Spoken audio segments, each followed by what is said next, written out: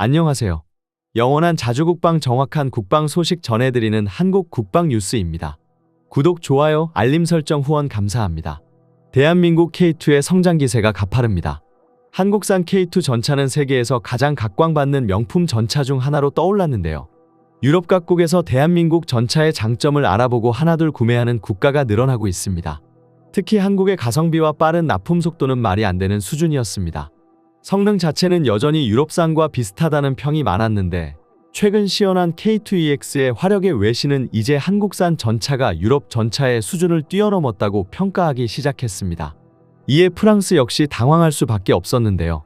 오늘은 프랑스가 당황한 이유와 함께 K2부터 K3까지 빠르게 급변하는 한국 전차의 상황을 총정리해서 알려드리겠습니다. 미국 트럼프 당선 이후 우크라이나 전쟁 휴전 압박이 다가오자 마크총은 우크라이나 파병론을 재점화시켰습니다. AFP 통신 등에 따르면 폴란드 투스크 총리가 마크롱 대통령과 회담한 후 공동 기자회견에서 우크라이나의 외국 군대를 주둔시킬 가능성을 논의했다며 폴란드는 파병 계획이 없다고 언급했습니다. 마크롱 대통령은 우크라이나가 받아들일 수 있는 방식으로 유럽과 미국이 종전을 위해 협력해야 한다며 평화유지군 파병에 대한 뚜렷한 언급은 하지 않았으나 지난 2월 제기한 파병론에 이어 논란의 중심에 서게 되었습니다. 이에 프랑스 군대와 방산이 한 번 더 주목을 받았는데요. 특히 우크라이나 전쟁 이후 서방의 많은 전차들이 대전차 미사일이나 드론 공격에 취약하다는 점이 드러났습니다.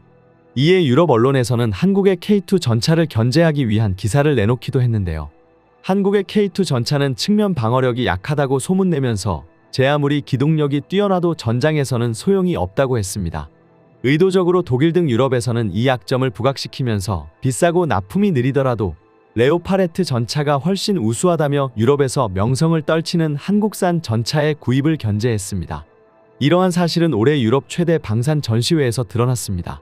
당시 대한민국 부스는 인산인해를 이뤘고 K2 전차를 비롯해 K39 천무에 대한 관심은 그야말로 하늘을 찔렀습니다.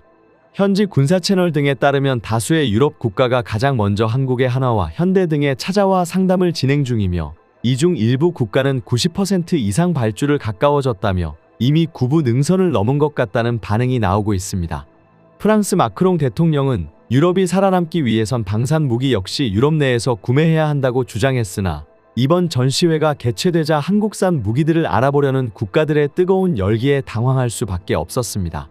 하지만 한국은 유럽 최대 방산 전시회 독일과 프랑스 등 유럽의 방산 선진국에 입을 다물 수밖에 없는 새로운 K2 전차를 들고 왔습니다. 유럽 군사 전문지 디펜스 뉴스는 현대로템이 업그레이드된 최초의 K2EX 블랙팬서 전차를 전시했다며 집중 보도했습니다. 디펜스 뉴스는 이번에 수출을 위해 특별히 K2EX 모델을 설계했다며 이 모델은 전 세계 고객의 다양한 요구를 충족하도록 맞춤 제작되었다고 언급했는데요. 폴란드 매체 디펜스24도 현장에서 K2EX를 찍어서 올렸는데 K2PL과 비교하면서 자세히 살펴봤습니다. K2EX에서 주목할 만한 혁신은 정보 주입탄을 사용할 수 있도록 개량한 것인데 이를 통해 승무원은 탄약 폭발의 타이밍과 특성을 제어할 수 있어 전투 전력에 더 많은 유연성을 제공한다고 했습니다. 또한 K2는 첨단 사격 통제 시스템, 밀리미터 대역 레이더, 거리 측정기 및 측풍 센서로 지원되는데 이런 시스템은 다양하고 위험한 상황에서 승무원을 종합적으로 보호하는 시스템입니다. 유럽에서 K2 전차가 공격력과 기동성, 가격과 납기 등 모든 면에서 뛰어나다고 널리 알려져 있지만 측면 장갑이 다소 취약하며 약점이라고 언급되자 한국에서는 유럽 언론을 비웃기라도 하듯이 다시는 이런 말을 못하도록 전차는 물론 승무원까지 완벽하게 보호할 수 있도록 만들어버렸습니다. 특히 드론이 전장의 게임 체인저로 부각되며 전차의 기동성이 중요하다는 인식이 자리잡게 되었는데요. 이는 한국산 K2를 더욱 부각시키게 되었습니다. 또한 이로 인해 올해 유럽 국가들과 합동훈련을 진행했던 폴란드 전차병들의 인터뷰가 다시 한번 주목받고 있습니다. 폴란드 언론의 보도에 따르면 얼마 전 폴란드에서 열린 나토군 연합훈련 드래곤 24에서 폴란드군의 K2 전차가 무려 300km의 기동훈련을 실시했었고 아무런 문제없이 수월하게 완주히 성공했었다고 합니다. 전차로는 다소 이례적인 장거리 주행훈련이었는데요. K2 전차의 항속거리는 450km로 한번 가득 주유하면 450km를 달릴 수 있다는 걸 의미합니다. 이는 서울에서 부산까지 거리입니다. 하지만 일반적인 궤도 차량은 수백 킬로미터에 달하는 장거리 이동을 해야 할 경우 트레일러나 열차에 실려서 이동하는 경우가 대부분입니다. 연료는 그렇다고 쳐도 전차의 궤도가 주행 중 파손될 확률이 높기 때문입니다. 그리고 이번 훈련은 아스팔트 포장도로도 아닌 야외에서, 그것도 비가 와 진흙밭이 된 환경에서 진행했는데 K2 전차가 300km를 무사히 완주했다는 것이죠. 국내에서도 지난 2022년에 육군 11기동 사단이 K2 전차로 370km에 달하는 극한의 초장거리 기동훈련을 실시하여 K2 전차의 기동 능력을 증명해 내기도 했었습니다. 이번 장거리 기동훈련 이후 폴란드 전차병들의 K2 선호도가 엄청나게 높아졌다고 합니다. 군필자분들이라면 아시겠지만 군용 차량은 결코 타고 다니기 편한 차가 아닙니다. 탑승자의 편안함보다 내구성에 초점이 맞춰져 있어 차에 타고 있어도 지면의 상태를 온몸으로 확인할 수 있다고 말할 정도인데요. 이는 지면에 닿는 면적이 큰 궤도 차량의 경우가 더 심한데요. 하지만 유기압식 현수장치가 장착된 K2 전차는 울퉁불퉁한 험지에서도 안정적인 승차감을 제공합니다. 비교 테스트에서도 일반 승용차보다 부드럽게 주행하는 모습을 보여주었죠. 이러한 승차감에서 차이는 하루에 10시간씩 전차에 있어야 했던 이번 훈련에서 더욱 두드러졌는데요. 레오파르트2나 M1 에이브람스 전차를 몰았던 다른 폴란드 전차병들이 K2 전차병들을 굉장히 부러워했다고 합니다. 군사무기에서 승차감이 뭐 그리 중요한가 싶을 수도 있지만 이러한 요소 하나하나가 비전투 손실을 줄여주는 중요한 부분이라고 할 수 있습니다. 우크라이나 전쟁이 2년 넘게 지속되는 지금 상황에서 각 군 관계자들은 장비는 고장나면 고치고 다시 만들어내면 되지만 병사는 대체할 수 없다는 당연한 사실을 깨닫고 있습니다. 병사의 컨디션을 최상의 상태로 유지하여 전선에 오래 머물 수 있도록 하는 것이 곧 전투력으로 이어진다는 것이죠. 폴란드에서 생생한 사용 후기가 공개되며 전 유럽의 K2 전차 열풍으로 후끈 달아오르고 있습니다. 현지 생산을 위한 2차 계약에 한국보다 안달이 난 폴란드와 300대 도입을 코앞에 두고 있는 루마니아는 물론이고 최근엔 슬로바키아까지 K2 전차에 눈독을 들이고 있습니다. 또한 일부 군사 전문가들은 K2EX는 정확히 유럽 고객들을 위해 맞춤 제작된 모델이라고 말했습니다. 최초에는 대전차 미사일과 드론 공격을 저지하는 복합 능동방어 장치가 장착되었고 360도 전방위 시야를 제공하는 전장 상황인식 체계와 원격 조종 무기 체계를 탑재해 작전 효율성을 높였습니다. K2 방어력은 복합 장갑과 폭발 반응 장갑 블록을 통합한 능동방어 시스템으로 강화되어 최신 트렌드인 능동방어 체계와 안티 드론 체계로 구성되었습니다. 우크라이나 전쟁 이후 전차 도입 사업을 진행 중인 국가는 미사일이 전차에 도달하기 전 감지해 요격하는 능동방어 체계 장착을 필수 조건으로 삼고 있습니다. K2EX의 또 다른 놀라운 점은 전투 중량입니다. 디펜스 뉴스는 K2EX는 하드킬과 드론 방어 시스템, 원격 사격 통제 체제, 추가 측면 장갑까지 달하는데도 전투 중량이 60톤밖에 되지 않는다고 놀라워하고 있습니다. K2 전체 기동력은 그대로 유지하면서 공격과 방어력을 강화시킨 것입니다. 이러한 한국산 전차의 면모의 루마니아와의 계약도 성큼 다가왔습니다. 루마니아는 노후 전차를 대체하고자 250에서 300대를 구매하기 위한 프로젝트를 진행하고 있습니다. 이에 루마니아는 한국산 전차 계약을 고려하고 있으며 내년으로 가닥이 잡혀나가고 있는데요. 루마니아에서 K2 전차 실사격을 진행하며 수주를 위한 구매 협상 진행이 마무리 단계에 다가왔습니다. 지난 7월 루마니아와 계약을 맺은 K9 자주포와 레드백이 동일한 동력 시스템 등을 적용했기 때문에 유지 및 보수 강점을 내세워 계약의 구체적인 사항을 협의하고 있는 것입니다. 루마니아에서 두 번째 수출에 도전하고 있는 K2 전차가 루마니아 현지에서 포성을 울리며 질주하는 영상이 공개되었습니다. 지난 5월 루마니아 동부 훈련장에서 일주일 동안 현지 성능 평가가 이뤄졌었는데요. 이번 테스트에서 K2 전차는 전속력 질주 전속 후진 급선의 기동 중 사격 등 가능한 모든 주행을 선보였습니다. 루마니아의 탁 트인 훈련장에서 진행된 장거리 사격에서도 손색 없는 명중률을 보여주었습니다. 루마니아 군 관계자들도 K2 전차의 실성능에 크게 만족하며 이런 전차를 가지게 된다는 기대감에 들떴다고 합니다. 루마니아는 주력 전차로 옛 소련 시절 제작된 T-55와 이를 기반으로 제작된 TR-85 전차를 운용하고 있습니다. 이는 너무나도 오래되어 현재 러시아군을 상대할 수 없습니다. 우크라이나 전쟁이 시작되고 국방 예산을 4조 원이나 늘린 루마니아는 가장 먼저 전차부터 갈아치우기로 결심했습니다. 앞서 미국에서 M1 에이브람스 전차 54대를 구매했었던 루마니아가 나머지 300대는 미국산이 아닌 한국산을 선택한 것입니다. 루마니아가 에이브람스 대신 K2 전차를 선택한 가장 큰 이유는 바로 험한 지형에서의 돌파 능력이라고 합니다. 이번에 공개된 영상에서 K2 전차는 화려하게 달리며 사격하는 모습을 다양한 각도에서 보여주었습니다. 그런데 이런 화려한 장면들 사이에 갑자기 K2 전차가 제자리에 멈추어 앉는 장면이 들어가 있었는데요. 바로 K2 전차만의 특징이라 할 수 있는 반응동 유기압 현수 장치로 전차의 차체를 낮추는 장면이었습니다. 이는 진흙과 같은 물은 장애물을 돌파하기 전 접지면을 늘리고 무게중심을 낮추어 험지 극복 능력을 높이기 위한 것이었습니다. 대한민국의 K2 전차는 유기압식 현수 장치와 더불어 1500마력에 달하는 엔진과 출력에 비해 가벼운 전차 무게와 더불어 K2 전차는 현존하는 전차 중 가장 뛰어난 탐지 돌파 능력을 자랑하고 있습니다. 하지만 기동성을 위해 무게를 줄여야 했고 이로 인해 방어력이 부족하다고 비판받기도 했었습니다. 실제로 K2 전차가 미국의 M1 에이브람스나 영국의 챌린저2와 같은 중전차들에 비하면 장갑이 부족한 것도 사실이기도 했죠. 폴란드에서도 K2 전차를 도입하며 방어력이 부족하다고 무게를 늘려도 상관없으니 더 많은 장갑을 둘러달라고 요구하기도 했습니다. 이번에 한국산 전차의 단점으로 지적되었던 점들까지 완벽히 보완된 것입니다. 대한민국 방산무기의 행보가 가히 놀랍습니다. 한국 정국이 혼란스러운 와중에도 한국과 폴란드의 K2 전차 수출 논의는 계속되고 있습니다. 계엄 해제 이후 폴란드 대통령실 국가안보실장과 석종건 방위사업청장이 K2 2차 수출 계약과 관련한 대화를 나누었습니다. 이 대화에서 방사청은 여전히 방산 수출에 적극 협력하겠다는 입장을 전했고 폴란드 안보실장 역시 긍정적인 답변을 내놓은 것으로 전했습니다. 방사청은 폴란드와의 수출 사업 관련 회의는 순조롭게 진행되고 있다며 K2 전차가 근시일 내에 폴란드로 이송될 것임을 언급했습니다.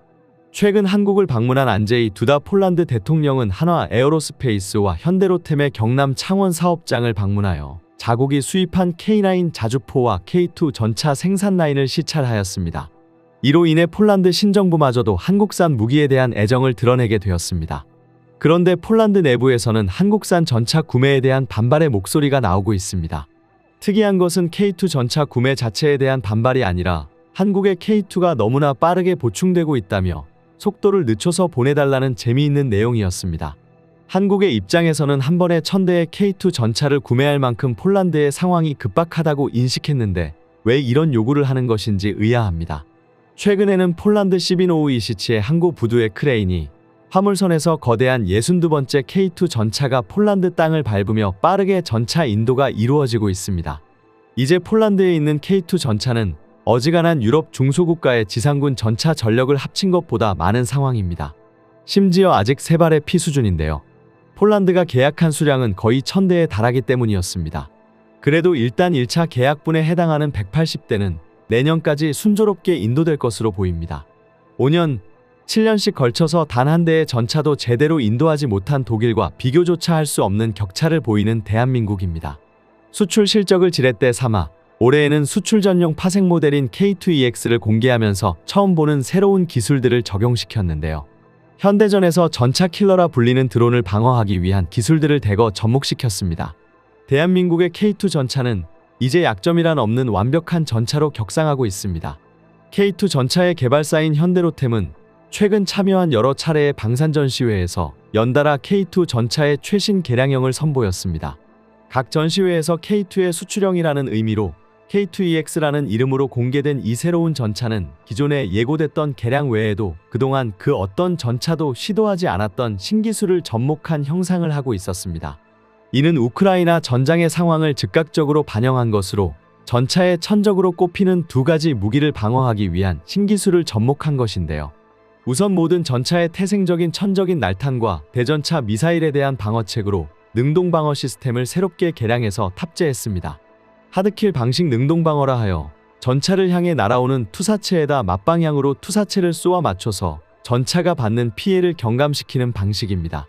이 방식은 실전에서도 분명히 확실한 효과를 보고 있지만 단점이 있다면 값이 비싸다는 것입니다. 그리고 자칫하면 아군 피해를 일으킬 수도 있다는 점이죠. 일단 값이 비싸다는 문제 때문에 능동방어 시스템은 개발된 것도 그리 널리 쓰이지는 못하고 있었습니다. 실전에서 이를 활용하는 것이 알려진 사례는 미국과 이스라엘 뿐입니다.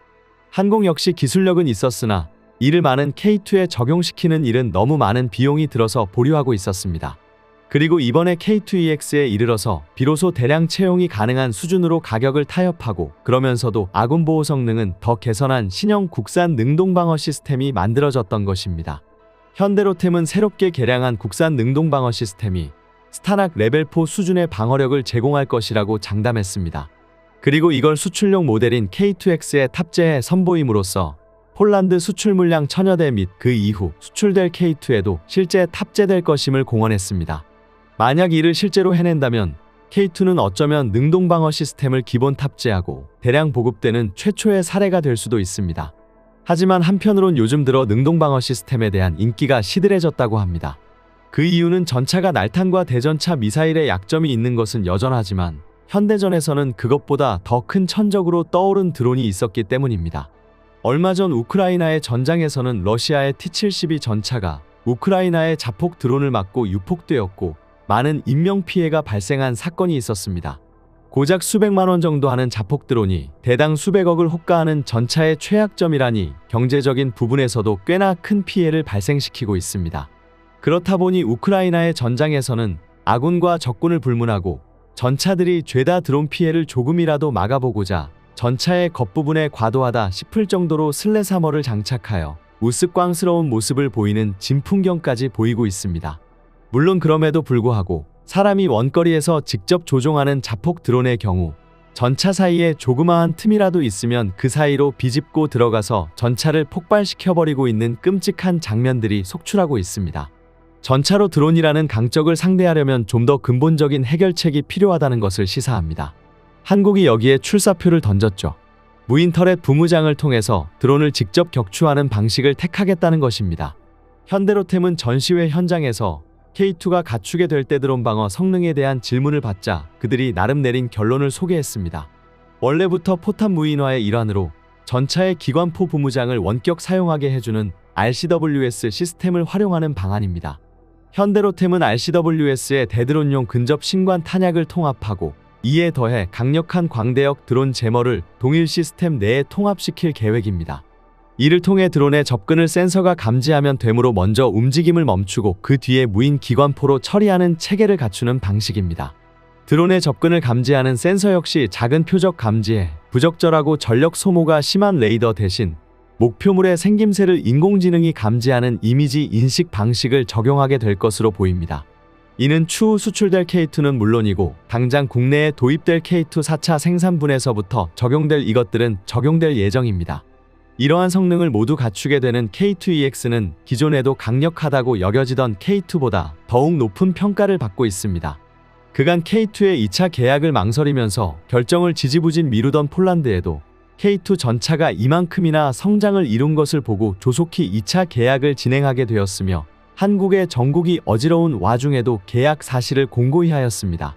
그런데 한국산 무기에 신뢰를 보내는 폴란드 방산업계 내부에서 지금과 같은 생산 및 개발 속도가 너무 빠르다며 의례적으로 속도 조절을 요청한 것입니다. 결국 이 부분은 2차 계약의 세부 사항에서도 어느 정도 적용될 것으로 보이는데요. 원래라면 한국은 K2의 1차 계약분 180대까지만 직접 생산한 물량을 넘겨주도록 되어 있었습니다. 그 기간 동안 폴란드는 내부적으로 기술 이전을 받아 현지 생산을 할 수 있는 인프라를 갖추기로 했습니다. 최종적으로는 2차 계약부터는 폴란드가 직접 한국의 조언만 듣고 K2 현지 생산을 진행해야 했습니다. 하지만 폴란드는 2차 계약이 다가오자 현지 생산이 가능할지 가늠하기 어렵다고 입장을 밝혔습니다. 그 이유는 한국 수준으로 공업 기반이 갖추어져 있지 않기 때문에 이대로 생산 정권을 넘겨주면 한국이 만드는 만큼의 품질과 납기를 보장할 자신이 없다는 것입니다. 또한 계약을 계속해서 중첩한 끝에 최종적으로 1000대의 K2를 도입하는 방식을 택한 탓에 생산업체 입장에서는 자체 생산으로 효율성을 확보할 만한 총도입 수량을 보장할 수 없다는 것입니다. 그래서 이들의 입장은 우선 적어도 폴란드가 K2 800대 이상은 확실하게 구매한다는 확신이 필요하고 만약 그렇다고 하더라도 당장 2차 계약까지는 한국의 생산력에 도움을 받아야 한다는 것이었습니다. 업계에선 최대 400대 정도까지는 한국이 생산을 도와줄 수 있어야 폴란드가 전체적인 납기에 밀리지 않을 만큼의 역량을 얻을 수 있다고 보고 있습니다. 이는 한국에게도 이득이 되는 이야기입니다. 폴란드가 처음 약속한 수량에 맞춰 도입하는 것이 당연히 한국 방산 경제에 도움이 될 뿐더러 한국 생산분이 많아진다면 로열티와 함께 계약금 자체가 높아지기 때문입니다. 폴란드는 현지 생산의 기반을 다지기 위해 한국의 이익을 양보하면서도 한국산 전차를 확고히 확보하겠다는 모습을 보이고 있습니다. 그런데 폴란드뿐만 아니라 유럽 몇몇 국가가 한국산 전차에 더욱 적극적인 모습을 보이고 있습니다. 이는 한국 K2가 유명 전차들과 실전 대치 후 충격적인 결과를 보였기 때문입니다. 러시아 전차 부대는 우크라이나 보병의 제블린 미사일 앞에 무너지면서 대전차 화기계량이라는 작은 변수 하나가 현대의 전장을 뒤바꿀 수 있다는 사실이 드러났습니다. 냉전 기간 동안 제대로 된 전투가 없었던 때에는 전차 시대가 끝났다는 말까지 나왔으나 사실상 핵무기를 쓰는 것이 쉽지 않은 만큼 전차와 재래식 무기의 중요성은 높아지고 있습니다. 하지만 제블린과 MBT-로우의 활약은 전차의 활약을 모두 차단할 만큼 대단했습니다. 결국 기계와 부대를 주력 삼으며 다량의 전차를 보유한 대한민국 국방부 역시 이러한 과제를 해결해야 한다는 중압감을 가지게 되었습니다. 하지만 대한민국은 이내 이미 대전차 무기에 대한 방비를 완벽하게 끝내놓았다는 사실을 공개해 전 세계 군사 전문가들을 충격에 빠뜨리고 있습니다. 이 같은 놀라운 소식이 전해지자 한국산 전차 K2 흑표의 관심이 빠르게 높아지고 있습니다. 실제로 얼마 전에는 현존하는 세계 최고의 전차는 무엇인가를 주제로 인터넷에서 토론을 벌인 일이 있었는데요. 여기서 대한민국의 K2 전차가 당당하게 1위로 뽑히며 한국 방산기술이 어디까지 와 있는지 가늠할 수 있는 계기가 되었습니다. 순위권에 랭크된 전차들을 살펴본다면 일본의 90식 전차와 이스라엘의 메르카바, MK4, 영국의 챌린저2 등 각국에서 내로라 하는 전차들이 모두 포함되어 있었습니다. 그런데 이들을 모두 제치고 한국산 K2 전차가 높은 순위를 기록한 것은 그 의미가 아주 큽니다. 심지어 이때는 독일의 레오파드2A7의 위상이 세계적으로 너무 높기도 했고 아직 노르웨이에서 집중 비교 분석이 들어가기 전 상황이었던 것을 고려해보면 현재는 최강의 전차라고 해도 손색이 없을 지경입니다. 하지만 아무리 세계 최강이라고 해도 이번 전쟁을 보는 많은 사람들은 전차 그 자체에 대한 불신이 생기고 말았습니다. 그것은 바로 휴대용 대전차 미사일이라는 무기가 러시아제 전차를 완전히 섬멸해버렸기 때문입니다. 우크라이나 국민들은 불가능할 것만 같았던 활약을 벌이는 미국의 FGM-148 제블린에 대해 감탄하면서 썽스러운 제블린이라는 별명을 붙이며 환호하고 있습니다. 40억 원을 호가하는 전차를 대당 1억 원짜리 휴대용 하기로 잡아낼 수 있다는 사실만으로도 현존하는 전차 부대는 모두 치명적인 약점이 드러나고 말았습니다. 현대 발전된 무기체계는 창과 방패를 의미하는 고사성언 모순을 떠올리게 하는데요. 어떤 방패도 뚫을 수 있는 창이 나온다고 해도 곧바로 어떤 창도 막아낼 수 있는 방패가 개발되기 때문입니다. 이런 상황에서 전 세계적으로 최강의 창에 최강의 방패를 탑재시킨 도표에 대한 관심이 뜨거울 수밖에 없는 것은 당연합니다. 사실 과거부터 군사 전문가들은 이전부터 제블린 미사일이 대전차 화기 중에 가장 뛰어난 성능을 가진 것은 알고 있었습니다. 다만 이 정도의 화력을 보일 줄은 미처 몰랐다는 반응을 보이고 있습니다. 이번 전쟁에서 제블린이 활약을 펼칠 수 있었던 것에는 무작정 전차를 들이미는 러시아군의 전략적 패배가 원인이었는데요. 게다가 인터넷을 통해 침략 전쟁이 생중계되면서 러시아군의 활동이 많은 제약을 받았던 것도 크게 작용했습니다. 특히 평지 지형이 대다수인 우크라이나와 달리 산악 지형이 주를 이루는 한반도의 지형에서 대전차 화기가 얼마나 유용하게 작동할 수 있을지도 미지수이기 때문에 우크라이나와 하는 상황이 많이 다르다고 할 수 있는데요. 그럼에도 대한민국 국방부가 제블린의 화력을 가볍게 넘길 수 없는 이유는 실질적인 위협인 북한이 국방발전 전람회를 통해 공개한 정밀유도미사일 스파이크와 정권 수립 73주년 열병식에서 공개한 대전차 미사일 불세가 상당한 수준에 도달했기 때문입니다. 민간 연구기관 한국국방안보포럼 사무국장은 우크라이나와 러시아 전쟁에서 보듯 현대전은 구형 전차를 다수 보유하는 것보다 능동방어 등 첨단 기술을 적용한 신형 전차를 얼마나 보유하느냐에 따라 전쟁이 좌우될 가능성이 높다고 말했습니다. 비싼 전차 한 대를 사느니 비교적 저렴한 전차를 여러 대 구입하는 방식은 과거에 통용되는 말이 되었습니다. 이에 따라 전차를 주력으로 삼고 있는 대한민국 육군 역시도 커다란 과제를 떠안게 되었는데요. 놀랍게도 K2 전차를 생산하는 현대로템의 관계자들은 상당한 자신감을 피력했습니다. 국방부 국제정책관은 여러 개의 표적을 동시에 식별할 사격하는 시험에 대해 설명하면서 5발의 사격에서 3발이 명중하면 합격하는 것이었는데 첫 발을 가볍게 명중시켜서 남은 2발은 별도로 사격할 필요도 없는 상황이었다고 말했습니다. 현대로템은 이번 수출형 KT 전차를 개선하면서 하드킬 방식도 추가로 채용하겠다는 소식을 전했습니다. 대응 파괴형은 유도 교란형과 달리 비교적 가까운 거리에서 발사된 무기나 비유도 무기 등을 막는 데에도 활용할 수 있고 사용에 제약이 적다는 장점이 있습니다. 또한 능동방어 시스템은 동시에 여러 개의 공격도 한꺼번에 회피할 수 있기 때문에 수동방어 시스템에 비해 생존율을 높여주어 미래 전투 체계에서 매우 효과적인 방어 체계로 인정받고 있습니다. 노르웨이 수출을 염두에 두고 개발 중인 키트에는 날아오는 미사일 쪽으로 대응탄을 발사해 공중에서 폭발시키는 대응 파괴형 방어 시스템이 탑재되어 예정입니다. 게다가 휴대용 포병 미사일을 대비하기 위한 복합 장갑도 전차 앞쪽에 설치하면서 사실상 대전차 화기를 막을 수 있는 기술은 대부분 적용시켰다고 봐도 무방합니다. 당시 한국산 K2를 유력한 전체 후보로 올려둔 노르웨이 군 관계자들의 반응이 궁금했지만 예상과는 달리 현장에 있던 사람들은 이 상황을 너무나도 당연하게 받아들였다고 합니다. 이는 대한민국 국방부가 노르웨이를 찾은 시점에는 이미 상당 부분 시험이 진행된 시점이었기 때문입니다. 그간 K2 전차가 적설량이 훨씬 큰 상황에서 기동하거나 이동 표적을 정확하게 사격하는 모습을 여러 차례 목격한 관계자들은 K2 전차의 우수성을 충분히 인지하고 있었습니다. 그들은 처음에 대한민국의 전차가 독일의 전차와 경쟁한다는 이야기를 들었을 때만 해도 한국의 투표에 아무런 기대를 하지 않았었는데 지금은 상황이 180도 뒤바뀌고 있다고 설명했는데요. 이들이 한국판 K2를 어떻게 생각하고 있는지, 반응은 어떤지, 현지에서 보고 온 국제정책과는 K2 전차의 노르웨이 수주가 사실상 확정된 것 같다고 자신하는 모습을 보였습니다. 특히 K2 전차는 한반도의 서산 지역에서 신속하게 움직일 수 있도록 고안된 만큼 가벼운 무게로 인해 노르웨이의 산악 지형과 강추에도 본연의 힘을 발휘할 수 있다는 점에서 높은 가산점을 받았습니다. 하지만 결국 노르웨이 총리의 선택은 독일 레오파드였습니다. 이는 정치적인 선택이었다고 볼 수 있는데요. 이에 대해 노르웨이 최대 방산회사 콩스버그도 참모총장도 어이없어하며 결정을 6개월 늦춰달라 K2의 우수성을 보고하겠다는 언급을 하였고 현대로템 역시 소송까지 고민하게 됩니다. 결국 계약에서는 패배했지만 노르웨이 테크니쉬 우케블라드 델로킨 기자는 성능과 비용, 최종 납기 등 전반적인 평가가 한국이 우수하다며 노르웨이 국방장관과 방사청장이 K2를 선택했는데 왜 최종 결정이 독일의 레오파드인지 납득할 수 없다는 모습을 보였습니다.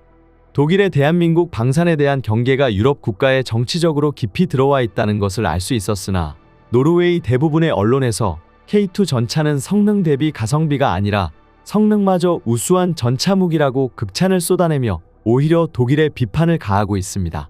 실제로 한국산 전차의 경쟁력이 얼마나 우수한지 이번 기회에 톡톡히 드러나 버렸는데요. 이번에 우크라이나를 습격한 러시아의 전차는 혹독한 기후변화를 이기지 못하고 무력하게 얼어붙거나 진흙탕에 빠지는 모습을 전 세계에 보이고 말았습니다. 이로 인해 군사 관계자들은 전차의 환경 적응력이 얼마나 중요한지 새삼 깨달았습니다. 이 와중에 K2 전차가 노르웨이 섬에서 부드럽게 회피 기동을 펼치는 영상이 공개되자 해외 네티즌들은 K2 흑표에 대한 감탄을 금치 못하고 있습니다. 한 관계자는 K2 전차는 능동방어 시스템이 적용되어 있어 승무원의 생존성을 높였다고 언급했습니다. 이어서 전차가 미사일을 받기 전에 공격을 미리 발견해 선제적으로 대응하거나 적의 대전차 미사일 등을 교란해 목표를 빗나가게 하는 기술이 적용되어 있다고 설명했다. 능동방어 시스템은 유도 교란형의 소프트길과 대응 파괴형인 하드길로 분류됩니다. 먼저 유도 교란형은 대전차 미사일을 미리 탑재, 연막탄을 이용하거나 전자파를 교란하는 장비인 점으로 센서를 교란한 상태에서 전차를 다른 곳으로 이동시키는 방식입니다. K2 전차에는 소프트킬 방식의 능동방어 시스템이 설치되어 있기 때문에 제블린 같은 대전차 유도 미사일이 날아오면 이를 감지해 미사일이 날아오는 방향으로 즉각 복합 연막탄을 발사할 수 있습니다. 이를 통해 미사일을 유도, 교란하고 전차는 재빨리 회피 이동에 들어가 대전차에게 공격에서 벗어날 수 있습니다. 대한민국 전차의 우수함은 익히 증명되었으며 전차를 개발한 현대로템은 우리나라의 무기에 열렬한 환호를 보내고 있는 중동 방산시장 공략에 제대로 착수했다고 밝히기도 했습니다. 중동 형태의 전차는 섭씨 50도를 웃도는 중동의 폭염 속에서도 전차 운용이 원활하도록 엔진과 조종석 내부의 냉각 성능을 향상시켰고 포탑에도 차광막을 설치했습니다. 노르웨이의 설산을 질주하던 아케이드가 폭염마저 버텨내면서 환경 적응력은 타의 추종을 불허한다는 찬사를 받았습니다. 대한민국 기술은 놀라운 발전을 거듭하고 있습니다. 현대로템이 폴란드에 K2 전차를 추가 인도했습니다. 폴란드 군비청은 지난 17일 소셜미디어 X를 통해 배에 실린 K2 전차를 크레인으로 하역하는 모습을 공개했습니다. 이제 폴란드에는 K2 전차가 84대, K9 자주포가 136대, 천무가 72대 있는 셈입니다. 현대로템은 지난 2022년 7월 폴란드 군비청과 1000대 규모의 K2 전차 기본 계약을 맺었습니다. 그해 8월 K2GF 1850대에 달하는 1차 실행 계약을 체결해 10대를 우선 인도하였고 2023년 18대, 2024년 56대를 납품했으며 내년에 96대를 인도하여 180대 납품을 마무리할 예정입니다. 심지어 K9 자주포 역시 지난 11월 14일 독립기념일 직후 12대를 인도했는데 불과 한 달여 만에 16대를 또 보냈습니다. 또한 호마르K 시스템용 발사대 모듈 6개도 폴란드에 인도를 마쳤습니다. 한국은 지난 11월 29일 K2 전차 6대를 전달했는데 불과 2주가 조금 더 지난 시점에서 7대를 또 인도한 것입니다. 대통령 탄핵 등 한국의 어지러운 정세 속에 한국 방산 수출에 제동이 걸렸다는 보도가 나오고 있지만 대한민국 K2 및 자주포 등은 이틀에 한 대씩 뽑아내는 세계적으로도 유례없는 생산 능력을 보여주고 있습니다. 글로벌 군사매체 아미 레코그니션은 우크라이나 전쟁과 나토 동부지역에서 러시아의 군사활동이 증가하면서 폴란드의 군사무기 인수가 지속되고 있다고 언급했습니다. 또한 첨단 방위산업과 신속한 생산 및 납품 능력을 갖춘 한국은 폴란드의 긴급한 방위 요구사항을 충족시키는 중요한 파트너라고 언급했는데요. 이 협력은 기술적으로 진보되고 즉시 사용 가능한 장비로 군대를 방어하려는 폴란드의 전략적 노력의 성공물이라고 했습니다. 너무나도 빠르게 도착한 한국산 전차와 자주포를 보면서 폴란드 네티즌들은 미국의 에이브람스 전차는 언제 올까요? 이미 하역을 기다리는 것일까요? 라며 기대 섞인 발언을 했습니다. 하지만 미국산 전차는 폴란드가 아닌 대만에 먼저 하역하게 되었습니다. 지난 16일 대만이 미국으로부터 최신형 에이브람스 전차 38대를 첫 번째로 공급받았다는 소식이 들렸습니다. 대만 국방부는 M1A2 전차가 늦은 시각 대만에 도착하여 수도 타이베이 남부에 위치한 육군 훈련기지로 직접 보내졌다고 언급했습니다. 대만은 2019년 약 14억 달러의 에이브람스 전차 108대를 주문했는데 이번에 인도된 38대의 전차는 대만이 무려 30년 만에 받은 최초의 신규 전차라고 했습니다. 대만이 미국의 에이브람스 전차를 인도받는 데만 무려 6년이 걸렸습니다. 하지만 이것도 계약한 전차 전부가 아닌 단 38대만이었는데요. 한국은 폴란드와 2022년 계약 후 불과 2년여 만에 84대의 K2 전차, 136대의 K9 자주포, 72대의 호마르K 천무를 보냈습니다. 이는 미국과 비교하면 상상할 수 없을 정도로 경이로운 속도입니다. 일각에서는 폴란드가 미국 전차를 받기 위해서는 최소한 5년은 더 기다려야 할 것이라고 지적했습니다. 특히 대만은 현재 중국의 침공 위협을 받고 있기 때문에 미국이 더욱 우선순위로 두고 있는 듯 하다고 언급했습니다.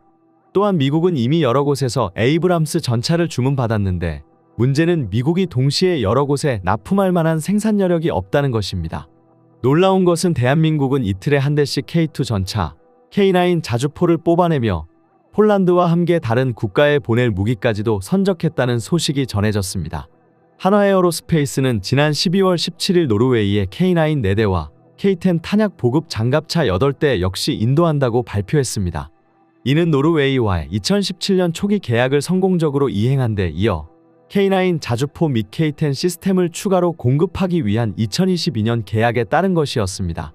이미 선적된 해당 무기들은 약 1개월 이내에 노르웨이에 도착할 것으로 예정이 되어 있는데요. 노르웨이는 K9 시스템을 사용하는 국가들이 운영, 유지보수, 훈련에 대한 지식을 교환하는 국제포럼에서 K9의 주요한 사용자 중 한 역할을 담당하고 있습니다. 노르웨이는 K9 자주포에 이어 한국산 K2 전차 구매에도 눈독을 들였지만 최종 테스트에서 K2의 성능이 압도했음에도 정치적인 이유로 독일산 레오파드를 선택하게 되었습니다. 하지만 독일산 레오파드 전차는 언제 인도받을지 기약조차 없는 상황입니다. 이에 노르웨이군에서는 2번이나 독일 레오파드가 아닌 K2 전차로 계약을 바꿔야 한다고 요청했지만 정부에 의해 이 요청은 무시당했습니다. 하지만 K9 자주포만큼은 빠르게 추가 인도를 받으며 이에 대한 만족감을 드러냈습니다. 또한 노르웨이 군인들은 한국산 전차와 자주포를 극찬하기도 했습니다. 한국산 전차와 자주포가 미국이나 독일산보다 높게 평가되는 이유 중 하나는 눈이 오고 험악한 지형에서도 놀라운 기동력과 높은 명중률을 가지기 때문이라고 언급했시옵뿐이다. 실제로 폴란드 제18포병여단은 지난 17일 K9 자주포로 눈이 쌓인 진흙탕에서 실사격 훈련을 실시하였습니다. 폴란드군은 이번 K9 자주포의 후속 발사는 다른 국가의 무기와 비교도 되지 않는 정밀도와 위력을 입증했다고 밝혔습니다.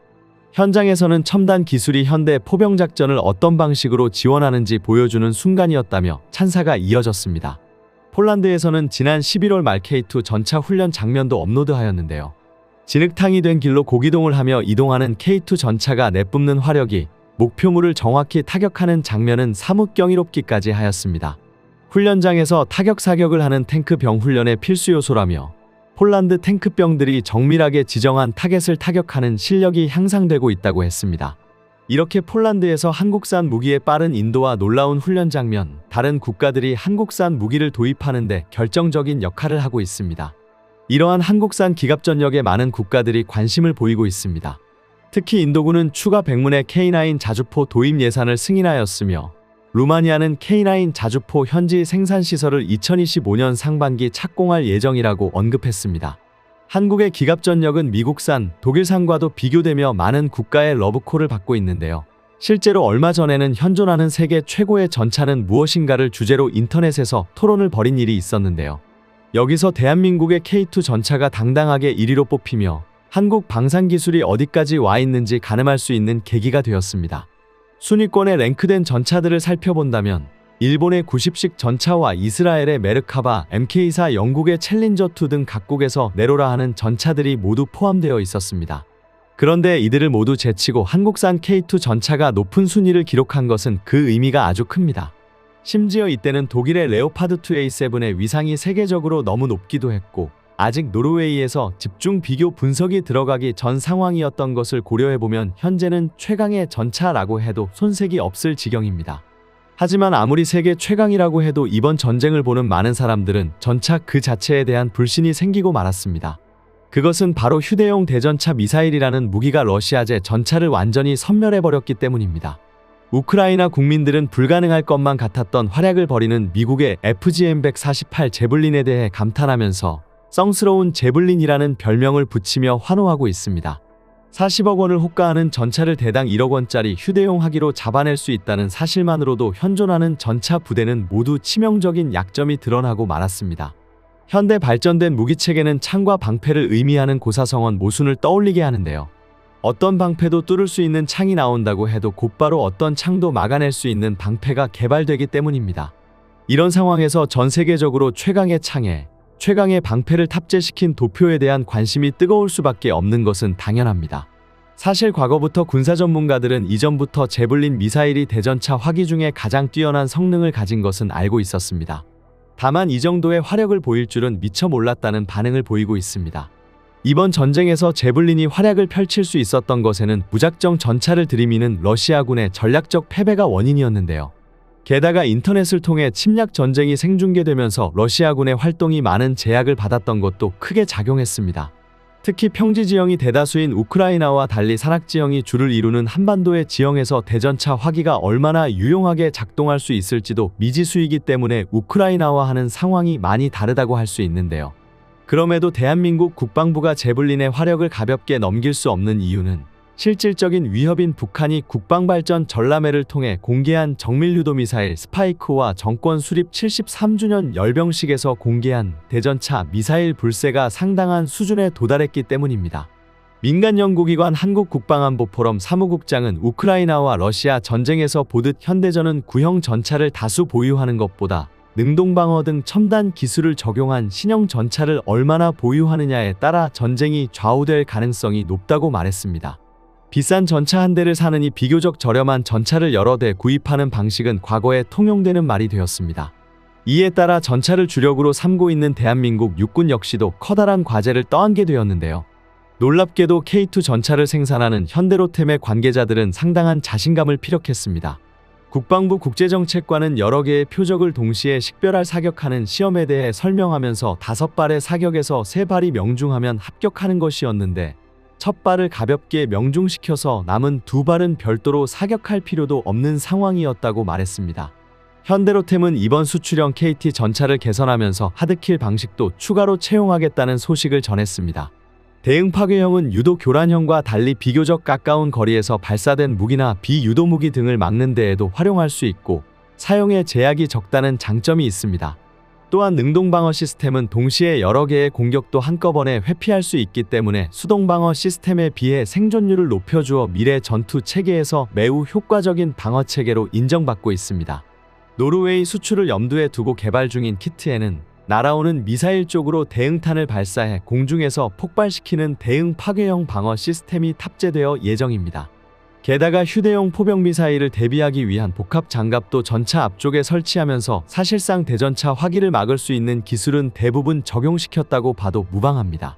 당시 한국산 K2를 유력한 전체 후보로 올려둔 노르웨이 군 관계자들의 반응이 궁금했지만 예상과는 달리 현장에 있던 사람들은 이 상황을 너무나도 당연하게 받아들였다고 합니다. 이는 대한민국 국방부가 노르웨이를 찾은 시점에는 이미 상당 부분 시험이 진행된 시점이었기 때문입니다. 그간 K2 전차가 적설량이 훨씬 큰 상황에서 기동하거나 이동 표적을 정확하게 사격하는 모습을 여러 차례 목격한 관계자들은 K2 전차의 우수성을 충분히 인지하고 있었습니다. 그들은 처음에 대한민국의 전차가 독일의 전차와 경쟁한다는 이야기를 들었을 때만 해도 한국의 투표에 아무런 기대를 하지 않았었는데 지금은 상황이 180도 뒤바뀌고 있다고 설명했는데요. 이들이 한국판 K2를 어떻게 생각하고 있는지, 반응은 어떤지, 현지에서 보고 온 국제정책관은 K2 전차의 노르웨이 수주가 사실상 확정된 것 같다고 자신하는 모습을 보였습니다. 특히 K2 전차는 한반도의 서산 지역에서 신속하게 움직일 수 있도록 고안된 만큼 가벼운 무게로 인해 노르웨이의 산악 지형과 강추에도 본연의 힘을 발휘할 수 있다는 점에서 높은 가산점을 받았습니다. 하지만 결국 노르웨이 총리의 선택은 독일 레오파드였습니다. 이는 정치적인 선택이었다고 볼 수 있는데요.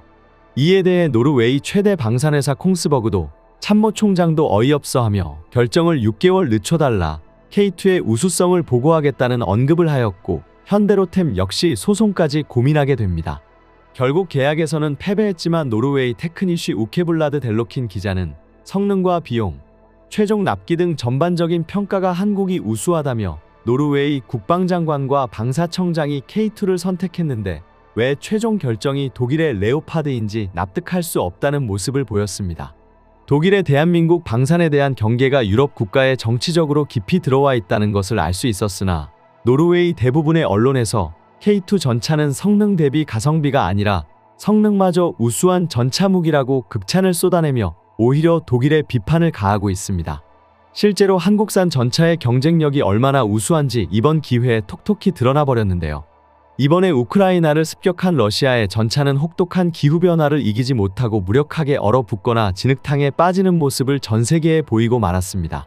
이로 인해 군사 관계자들은 전차의 환경 적응력이 얼마나 중요한지 새삼 깨달았습니다.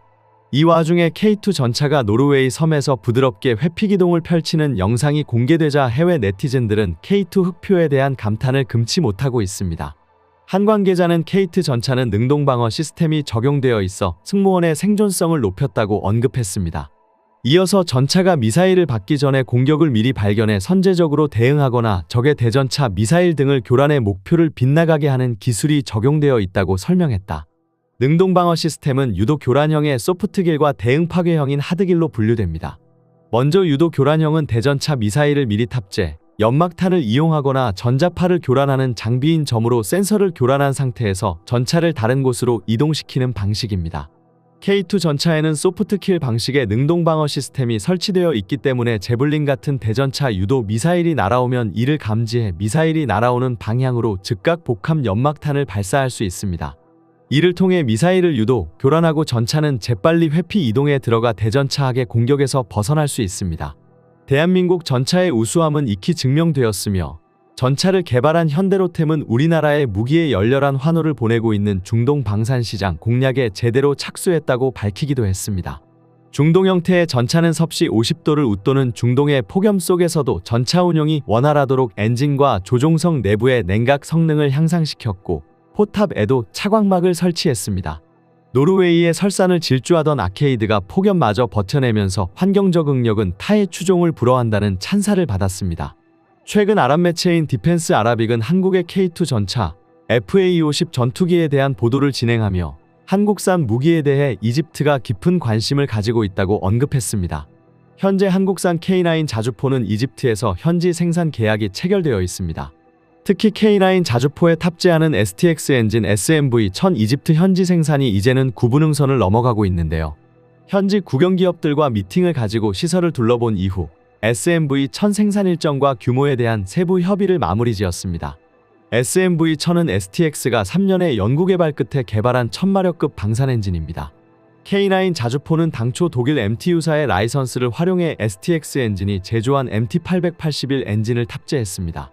이로 인해 K9 자주포 수출 시 독일의 허가를 받아야만 했습니다. 그런데 독일의 대중동 무기 금수 조치에 따라 우리의 핵심 시장 중 한 곳인 중동 진출이 어렵게 되면서 한국은 엔진 국산화에 나섰습니다. 이제 한화에어로스페이스는 연말부터 국산 엔진을 탑재한 K9을 이집트에 공급하겠다는 입장을 밝혔습니다.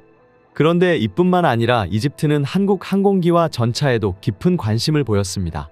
현재 이집트는 4,300대 수준의 어마어마한 전차 보유량을 자랑하고 있습니다. 이집트가 기갑 전력을 중요하게 생각하는 이유는 굉장히 명확합니다. 이집트는 지리적으로 북아프리카와 중동의 접점에 위치, 전략적으로 중요한 지점이며 중동 지역의 긴장과 분쟁에 대한 방어력과 억제력을 확보하기 위해 강력한 기갑 부대를 유지하는 것이 필수적이었습니다. 특히 이스라엘과의 군사적 대립 경험, 이라크, 시리아, 리비아 등 주변국과의 역사적 충돌을 통해 기갑 전력의 중요성을 몸소 체감해 왔기 때문입니다. 그런데 현재 이집트가 보유한 대규모 기갑 부대의 교체 시기가 다가왔습니다. 특히 M60A3 패튼 전차는 교체가 시급합니다. 그런데 이 물량만 해도 1,700대가 넘습니다. 또한 이집트는 러시아제 T-90MS 주력 전차를 도입하여 T-62, T-55 전차를 대체하려 했으나 러시아 전쟁으로 인해 이 사업이 지지부진해지고 있다는 소식입니다. 이로 인해 당장 급한 교체 수요만 해도 1,000여 대가 넘기 때문에 이집트의 물량은 우리 기업과 정부 모두 탐내고 있습니다. 하지만 현재 이집트의 요구 조건은 굉장히 까다로운 편입니다. 현지 생산과 빠른 납품 모두를 원하고 있습니다. 이집트 대통령 압둘 파타흐 시시는 카이로 방위산업 전시회에 참석해 한국산 장비에 상당한 관심을 표했고 우리 측 인사와 장기간 논의를 가졌습니다. 당시 이집트가 관심을 두던 한국산 무기는 케이트 흑표와 한국산 FA-50 전투기였습니다. 중동의 안보 전문 매체 미드리스트 모니터에 따르면 이집트 정부의 요구사항은 이집트 육군의 기술 충족사항 외에도 전차 기술 및 생산 라인의 이전이라고 밝혀졌습니다. 이는 이집트가 단순히 전차를 구매하는 것에 그치지 않고 국내 방산 산업의 발전과 전차의 현지 유지보수 능력 확보를 통해 장기적인 이익을 도모하려는 전략을 취하고 있다는 것입니다. 이는 이집트가 미국산 에이브람스 탱크를 구매할 때 진행했던 방식을 차용하였던 것인데요. 이집트는 미국을 제외한다면 세계에서 가장 많은 에이브람스 탱크를 보유하고 있습니다. 이 말인즉슨 이집트가 구매할 K2 물량이 어마어마하다는 것입니다. 현재 이집트는 아프리카 최대 규모의 육군의 아랍에서도 최강의 육군 전력을 자랑합니다.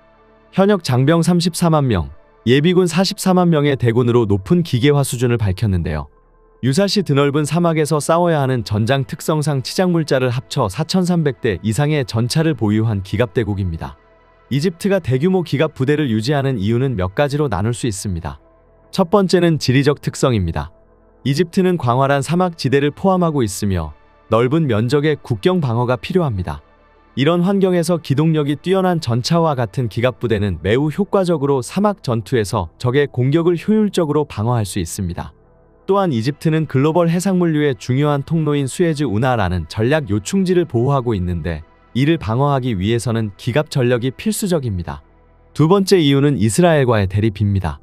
이집트는 이스라엘과 여러 차례 전쟁을 치렀으며 그 중에서도 1973년 키프로 전쟁은 이집트가 대규모 기갑 부대를 효과적으로 운영했던 대표적인 사례로 알려졌습니다.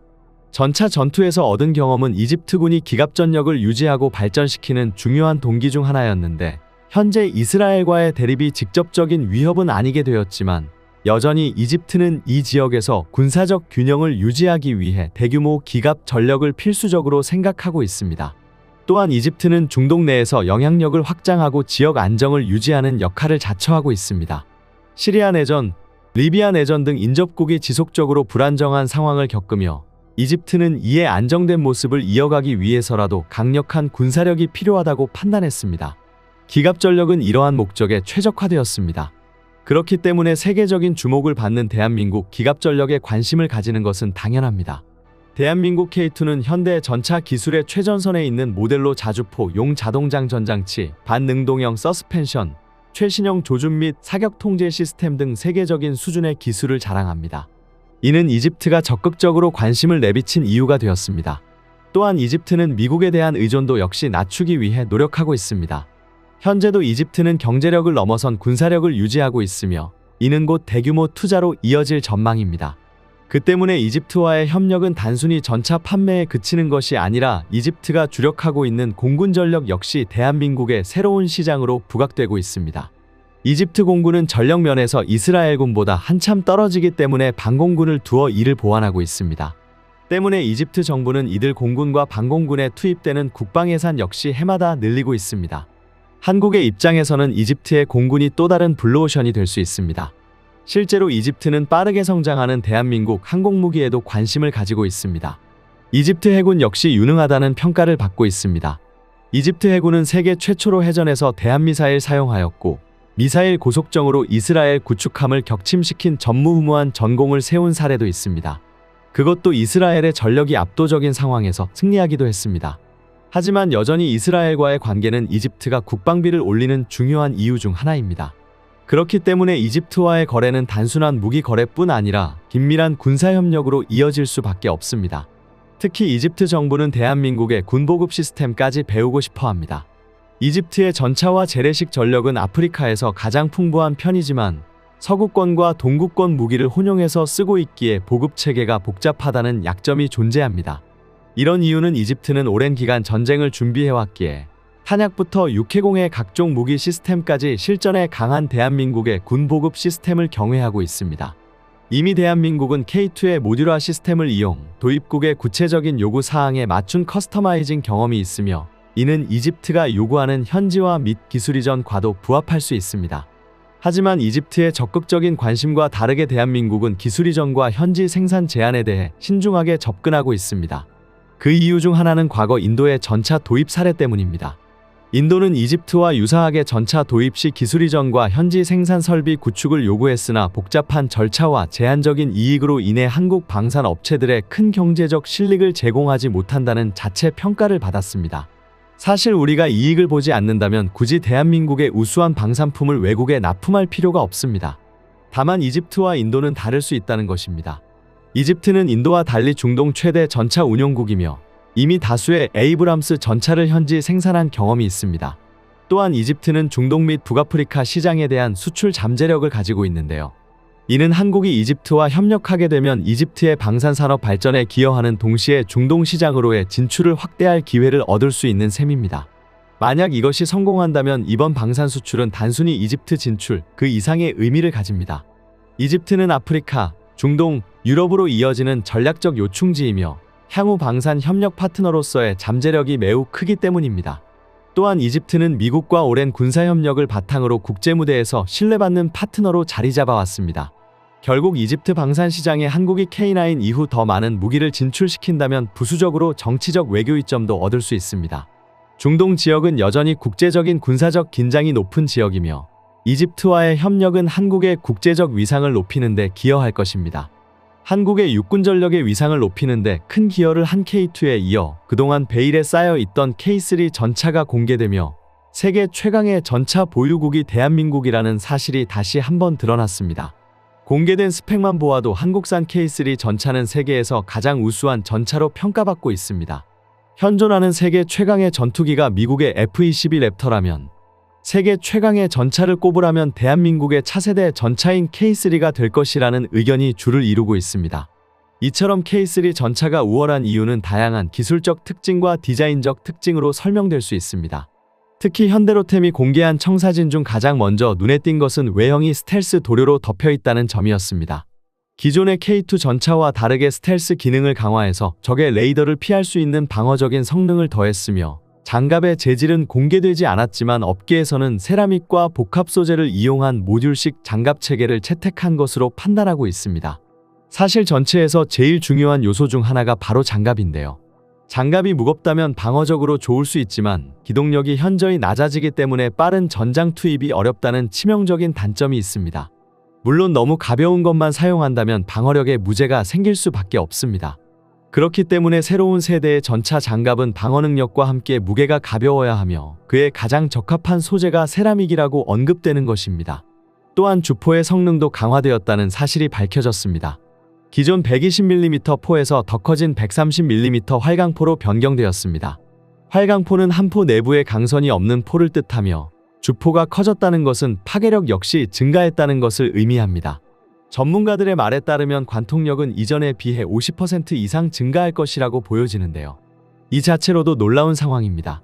그런데 더 놀라운 것은 한국국방과학연구소에서 개발 중인 화학추진제에 전기에너지를 더한 전열화학포 형태의 전자기 보호 설계가 변경될 것이라고 추측되고 있으며 사격을 지원할 수 있는 원격 사격 통제 체계인 RCWS도 탑재되었다고 알려졌습니다. 전열화학포는 장약의 연소에서 뿜어져 나오는 화학에너지를 전기에너지로 제어하여 탄체를 가속하기 때문에 포탄을 레일건에 버금가는 속도로 발사할 수 있습니다. 일반 화포와 레일건의 장점을 모두 가지면서도 훨씬 다양한 탄종을 운용할 수 있고 전력 소모량도 훨씬 적습니다. 그러면서도 장약 연소를 보다 정밀화하여 관통력을 비약적으로 상승시킬 수 있죠. 전열화학포는 상당한 연구가 필요하며 미국조차도 오래전 개발했지만 아직 양산 계획조차 잡지 못하고 있을 정도입니다. 하지만 한국은 해당 실험에 박차를 가하며 성과를 내고 있습니다. 물론 실험만 된다면 세계 최초의 전차, 영국의 마크1이 꿈꿨던 육상 전함을 드디어 실현할 수 있는 기술인데요. 하지만 이건 어디까지나 이상적인 얘기며 전열화학포를 전차에서 운용하기란 쉬운 일이 아닙니다. 우선 반동이 강해질 수밖에 없기 때문에 55톤 내외인 전차의 무게로 반동을 감당하기 어렵습니다. K3의 경우 대한민국 지상 무기체계에 따라 자주도하를 염두에 둘 수밖에 없기 때문에 중량을 55톤 이상으로 올리기 어렵습니다. 그렇기에 모듈식 장갑이 세라믹과 복합 소재를 이용해 최대한의 경량화를 추구하는 것도 이 때문인데요. 하지만 전열화학포의 단점도 만만치 않기 때문에 실제로 적용될지는 시간을 가지고 더 지켜봐야 할 것 같습니다. 또한 K3 전차는 무인화에 대한 방향성도 찾아볼 수 있는데요. 원격 사격 통제 시스템이 있기에 사수가 외부로 신체를 노출시키지 않고 안전하게 사격하는 것이 가능합니다. 이로써 K3는 레이저건과 함께 다목적 미사일과 같은 무인 포탑 형태로 작동할 수 있게 된다고 보여집니다. 또한 K3는 소형 전술 드론을 탑재하고 있으며 이러한 소형 드론으로 인해 전차 자체의 최대 약점이라 할 수 있는 정찰과 대공 방어 능력을 획기적으로 강화했습니다. 더더욱 완벽해졌다고 할 수 있는 성능 중 하나인 능동방어체계는 미래형 전차의 필수라고 불리는 성능입니다. 능동방어체계란 레이더를 통해 미사일이나 드론을 탐지하고 요격하는 시스템입니다. 이번 우크라이나전으로 인해 미사일이나 드론으로 전차가 쉽게 파괴될 수 있다는 것을 확인했으며 이로 인해 한국은 물론 해외 각국에서도 이를 효율적으로 방어하기 위한 능동방어체계에 대한 중요성이 더욱 부각되고 있다는 사실을 주목해야 합니다. 또한 전차를 움직이는데 가장 핵심적인 동력 계통으로 수소에너지 기반 전동화 장치가 거론되고 있는데요. 이는 차세대 전차 체계에 적합하게 개발되어 나가고 있다는 것을 알 수 있습니다. 전차의 기본 중량이 상당하기 때문에 이를 감당하기 위해서는 강력한 동력 체계가 바탕이 되어야 하지만 이에 대한 정보는 정확히 공개된 바 없습니다. 궤도는 이미 매듭 장갑차에서 사용되는 고무 소재로 채택될 확률이 높습니다. 고무 궤도는 기존과 대비해 무게가 가볍고 소음이 적어 스텔스 기능에 유리하다는 장점을 가지고 있습니다. 현재 이러한 계획을 바탕으로 K3가 제작된다면 미국과 독일의 경쟁 모델을 압도하는 성능을 가지게 될 것이며 이는 세계 전차 시장의 지각 변동을 불러올 것이라는 평가가 쏟아지고 있습니다. 결국 현재 공개된 K3 전차의 능력은 K2 흑표를 능가하는 공격력과 방어력을 갖추었을 뿐 아니라 드론이나 레이저, 무기 등 다양한 혁신 기술까지 투입될 예정입니다. 또한 대규모적인 자동화 기능과 조종 장비의 발전으로 인해 원거리 조정이 가능하기 때문에 인명피해를 기하급수적으로 낮출 수 있으며 하이브리드 추진 체계를 적용했기에 연료적인 효율이 극대화되면서 초저소음으로 주행 가능해 효율적인 전투를 수행할 수 있습니다. 또한 부무장으로 원격 사격 통제 체계와 레이저포, 다목적 미사일, 소형 드론에 APS까지 탑재하여 독일이나 미국에 뒤처지지 않는 차세대 전차를 개발할 예정인데요. 트렌드를 반영해 2~3명의 캡슐형 승무원실을 갖춘 것도 특징입니다. 무인화 및 자동화를 위해 K3는 소형 인원으로 관리 및 통제가 가능하도록 많은 부분에서 기존 전차와 다른 설계가 적용되었습니다. 레드백에 사용되었던 고무궤도를 적용한 것도 K3 전차만의 특징인데요. 고무궤도를 통해 전차를 경량화함과 동시에 높은 기동성을 확보하는 것이 가능합니다. 이 밖에도 개량된 자동장전 장치를 탑재하여 기존 K2 전차보다 더욱 빠른 연사가 가능하여 파격적인 면에서 K2 전차와 비교하지 못할 만큼 강력해졌다고 할 수 있습니다. 이번에 나온 구조를 보니 방어력이 크게 향상된 구조로 설계되어 많은 사람들이 놀랐는데요. 차체 및 포탑 곳곳의 벌집의 육각형 구조에서 영감을 얻은 허니콤 형상의 장갑을 적용해 튼튼하고 가벼우면서도 공간 효율성을 극대화한 디자인을 적용하는 등 생체 모방 디자인을 구현했습니다. 이는 현대로템이 개발 중인 4세대 복합 장갑으로 확인됩니다. 현대로템 K3 전차 스펙은 세계적으로 알려지며 수많은 유럽 국가에 관심이 쏟아지고 있습니다. 유럽 내에서는 한국산 무기의 유럽 진출을 막고 싶어하는 국가들도 있으나 한국산 차세대 무기의 강력함을 한눈에 알아본 국가들은 한국산 무기를 가지는 국가가 강대국이 될 것이라는 것을 인지하고 있습니다. 특히 한국의 K3 전차에 인공지능이 탑재된다면 더욱 무시무시한 위력을 자랑하게 될 것으로 보이는데, 대한민국은 이미 인공지능 조종사를 개발하는 등 인공지능 부분에서 놀라운 위력을 보여주고 있습니다. 실제로 한국 방위산업에 높은 관심을 보이는 만큼 한국산 장갑차와 전차 무기에 대한 해외 반응은 상당히 호의적입니다. 특히 폴란드 전차병들은 K2 전차를 사용할 때부터 기고만장한 모습을 보였습니다. 유럽에서 진행한 드래곤 24 훈련에서 세계 탑클래스 전차들이 모였습니다. 폴란드는 한국의 K2PL, 독일은 레오파드, 미국은 에이브람스, 프랑스는 르클레르, 영국은 챌린저 등 자신들의 대표적인 전차를 동원하여 훈련에 참여하는 것이죠. 그런데 기동주행에서 우리 한국산 K2 전차가 놀라운 힘을 발휘했습니다. 굉장히 가파른 몇 킬로미터가량의 경사로와 고개들을 쉬지 않고 한 번에 올라가 버린 것입니다. 가파르고 험난한 골짜기는 쉽게 가기 힘들어 전차로도 지그재그 모양을 그리며 올라가야 하는데 한국산 K2만이 직선으로 한 번에 올라가 버린 것입니다. 다른 서방 전차들은 흉내도 못 내는 성능을 내는 K2 전차를 가진 폴란드 전차병들은 기고만장해지며 콧대를 높였습니다. 심지어 가파른 골짜기는 올라가는 도중 한번 멈춰서면 더 오르기가 힘들어집니다. 그런데 폴란드 전차병들은 경사로에서 멈추는 기행까지 선보이며 다른 국가들에게 한국산 K2의 힘을 보여주었습니다. 이 때문인지 K3에 대한 호감도 높은 상황입니다. 폴란드 언론에서는 자국의 국방부 장관과 대표단이 한국을 방문하여 하나디펜스, 한국항공우주산업, 현대로템 등의 방산산업체를 견학했다는 점을 언급했습니다. 한국산 무기는 매우 우수했으며 방문 기간 동안 폴란드와 한국 고위 인사들은 무기 수출 및 무기 개발에 관한 협력 협정에 서명했으며, 가장 놀라운 것은 한국산 K2 흑표가 서양 대부분의 주력 전차보다 저렴하다는 것이었습니다. 한국의 지리적인 조건을 보았을 때 여전히 휴전국이며 북한과의 전투를 치를 수 있기 때문에 이에 맞서 엄청난 효율을 자랑하는 전차가 개발된 것 같다고 언급했습니다. 또한 K2 전차는 비싸지 않지만 중국산 전차를 단번에 능가할 수 있다며, K3 전차까지 개발이 완벽하게 끝난다면 한국은 세계에서 제1가는 육군 전력을 보유하게 될 것임을 언급했습니다. 폴란드 언론에서 언급한 한국산 K3에 대한 관심은 날로 높아지고 있는데요. 유럽 일부 군사 전문가들은 특히 차체 전면과 측면 포탑 측면의 벌집 모양 구조물에 대한 관심을 보였습니다. K3 포탑 측면의 벌집 모양 구조물은 66mm 유견장 연막탄 발사기를 대체하여 다형 역차장 연막탄을 발사하는 장치입니다. K2 흑표의 소프트킬 능동방호 장치에 사용되는 MSEG는 가시광선은 물론 자외선과 적외선 대역까지 불투과성을 갖추고 있으며 팽창 흑연을 첨가해 밀리미터파 대역 전파까지 흡수 산란시킬 수 있는데요. 쉽게 설명하자면 시각 열탐지 장비부터 레이더까지 모두 기만할 수 있다는 뜻입니다. 전차를 둘러싸고 있는 일종의 강력한 차단막이 될 예정입니다. 동시에 포탑 역시 무인 포탑론이 제기되는 만큼 통합적인 방어력 체계와 피탄 면적을 줄이기 위한 조치로 무인 포탑을 채택할 예정입니다. K3가 확실한 4세대 전차임을 보여주는 장점들도 있습니다. 버슬형으로서 포탄 길이에 제한이 거의 없고 새 장비를 마음껏 늘릴 수 있다는 장점이 있습니다. 또한 피격 시에도 생존성을 대폭 보장받을 수 있는데요. 버슬형 탄약고가 터져도 포탑 자체는 무사할 가능성이 높아지는 것입니다. 현재 세계적으로 높은 인기를 끌고 있는 K2 자리를 이제는 차세대 스텔스 전차인 K3가 대신하며 대한민국 육군 전력을 한 단계 더 높여줄 것으로 보입니다.